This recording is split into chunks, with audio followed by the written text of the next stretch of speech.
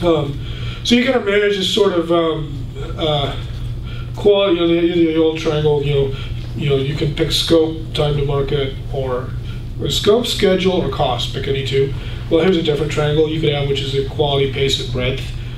You got to balance these things. There's only so many things you can do. So lots of rapid change. I would say our core values is not lots of rapid change, but a more managed set of high quality change. And we kind of have breadth. But we do have different audiences. So there's an ARM port that's happened, and this is the beauty of forking. So forking gives us the ability to disagree. Disagreements happen. Forks are not evil. Forks are a way for ideas to get explored that maybe are interesting, maybe are not, to the greater audience. And sometimes those ideas might not be accepted as being interesting until they're explored and tested in a fork, and then people can see, oh, this looks really interesting, and now they play with it, and then it comes back, right? And so we've seen that in other operating system projects. The old EGCS compiler fork. Does anybody here remember the old EGCS stuff? Yeah. So it's a good example, right? Forks are not evil. Forks are okay. One of the challenges in any project is dealing with licensing, right? Licensing wars tend to be religious wars. For illumos, though, we had the benefit at some level of having a predefined license from the code we already had, which is the CDDL. The problems with the CDDL are, well, the biggest one really had to do with the choice of law venue clause. So they were very, very, very, very small. The nice thing is that the CDDL is copy left but file based, so it's sort of like the Mozilla license. For the purposes of us, what we believed was that distributed ownership really helped ensure that no one could just take the project and close it back up and derive something else from it. So distributed ownership allows, by distributed ownership, what I mean is that if you make a change, your copyright is owned by you. This is sort of the Linux model, and we've seen that that's worked fairly well for Linux. Some other operating system projects use copyright assignment. The challenge with copyright assignment is you have to have a trustworthy entity. Okay, so what's the problem with, what's the problem with using Sun as a trustworthy entity? Well, Sun gets acquired by Oracle, and Larry is certainly not a trustworthy entity. I think at least not for looking after the. He's very trustworthy after if you're an Oracle stockholder. But if you are interested in the health of an open source operating system project, he's probably not trustworthy. You can trust Larry to do what's right for his shareholders. It's just natural.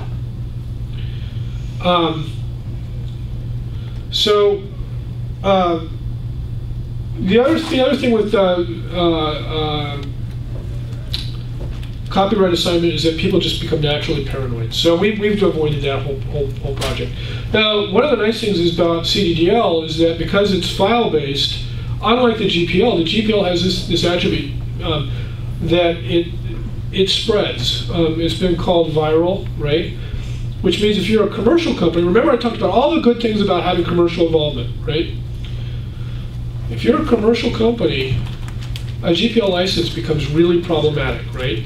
So actually, I used to say if I was doing an embedded systems project, right, I wouldn't choose Linux, I would choose NetBSD, right, as a basis. One is NetBSD is important to everything under the sun, at least everything that's not newer than 2 years old. But the nice thing is that BSD license lets me go and build what I want out of it, and hopefully those companies are sharing. Probably the BSD license gives me that. The CDDL gives me that, but it also means that if they're modifying, for example, ZFS, now they've got to share back their ZFS changes, but it still allows, for example, appliances to be built that can have an open core model. So open core is really useful for growing that commercial engagement and involvement. So also how you run a project, we try to run it as a meritocracy. There's a whole lot that can be said about this. But the critical thing is you got to look and see there's 10% that do 90% of the work, right? We see that in open source operating system projects. You see it in companies. Identify that 10% and reward them. Try to grow the 10%, of course. The challenge, that's the biggest challenge. It's not growing the 90%, it's growing the 10%. And that's where projects like Google Summer of Code become so useful, because even 1 or 2 people that turn that 10% into 12 or 13 or 14%, that's a huge change to the total productivity of the project, right? The other thing is you got to recognize merit isn't always the code, but sometimes it is the code. So docs people and stuff like that, they're adding value, but at the same, so they need to be rewarded and have influence over those parts that make sense. But if I'm hacking on the VM subsystem, maybe a doc person isn't the right person to be having a lot of influence over how the VM subsystem works, as an example. We haven't run into this as a problem in illumos, that division, yet, but I've seen it happen in other operating system projects. Oh, sorry, my keynote stuff.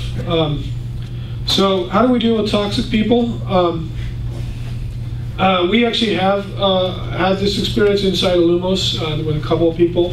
Most of the toxicity was not US-based. The biggest thing is you just have to accept that it's there. It's kind of like a ghost. You just sort of ignore it, and it's not going to bother you if you just ignore it. Largely, the belief is that these people are looking for attention, and the more attention you give them, the worse they become. So, you know, on the net, you see, don't feed the troll. Don't feed the trolls. If you have to do something, if you need to tell somebody something, and you're an open source operating system project leader, find a way for somebody else to be the one to give the message. Let the message come from the greater community to deal with that one problematic individual. Because this is an area where I think I learned the hard way. When I went and tried to talk to this person, and in addition to wasting a lot of my time, it created a situation where I was speaking more formally, officially as part of the project, or seemed to be, even if I wasn't. And that carries with it a different kind of interaction. So it's much better if you can allow the community to self-regulate, and the best way to allow the community to self-regulate is to allow somebody else to do that. And maybe, if nobody's doing it and you think it needs to be done, talk to somebody in the community on the side and ask them to step up and maybe do some of that for you. Lawyers. Well, this is how we think about what we think about lawyers, right? You know, they usually pop up when they're least desired. But it turns out that lawyers have some important purposes. So, everybody remember the NetApp suit, right? I do want to give a minute or two to the foundation if I can. So, foundation is really important. There's going to be a talk. Josh Burkus is giving a talk about foundation. We believe a foundation for us is very important. So, we're in the process of actually creating our own. And that has been somewhat challenging because 501c3s are really, really, really hard. Especially when, if you've done all this work around commercialization, it becomes super hard. So the one piece of recommendation I would have is go talk to a good lawyer, and a good lawyer would be somebody like Evan Moglen at the SFLC who can help you. illumos is going to have a foundation, but it's probably going to be a 501c4, which is very much similar to the Linux Foundation. So, talk about, I think that cartoon catches the whole picture, right? Basically, don't be a benevolent, if you're a benevolent dictator for life, don't let it be anything more than symbolic, because otherwise it's a problem. The community needs to do the work, right? I'd like to be just a figurehead. I want to be a serious contributor as well, but I want to be seen as mostly as a contributor, not as a dictator. Right? So last slide. So I'm only a few minutes late. So what are we going to do going forward? more innovation. We already talked about that. There's a few closed source bits that we still have to address. The last critical piece of that is the NFS Lock Manager, which some former colleagues of mine at Nexento have been working on, and I'm hoping that that will integrate soon. Compiler liberation. Illumos is stuck based on using the Sun Pro compiler for most things. The work is just about done to make it possible to build the whole thing up with GCC, which is a big step forward. And hopefully then we'll see some other compilers like Clang. Maybe somebody will pick that and work up. Our foundation, which I just mentioned, world domination